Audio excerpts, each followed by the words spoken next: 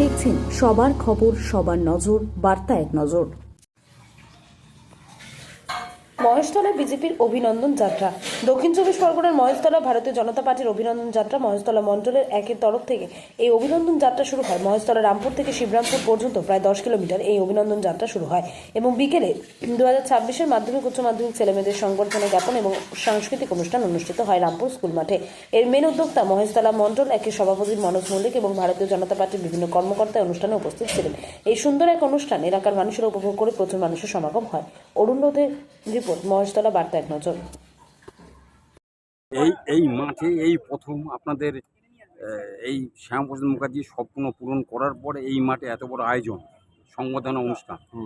কি বলি ছাত্রদের সংবর্ধনা হ্যাঁ। এবং তার সাথে সাংস্কৃতিক অনুষ্ঠান। আজকে অনুষ্ঠান। হ্যাঁ। আচ্ছা, আপনার এই মণ্ডলে এটা হচ্ছে, হুম আজকে এত বড় যে মিছিলটা হলো, হুম এটা কার উদ্যোগে হলো? আমাদের মহেশতলা মণ্ডল একের মণ্ডল একে কমিটির উদ্যোগে হলো।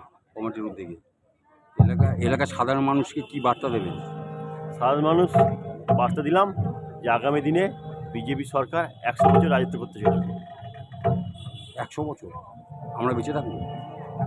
আমরা না বেঁচে থাকি, আমার সন্তান থাকবে, তার নাতিপুতিরা থাকবে।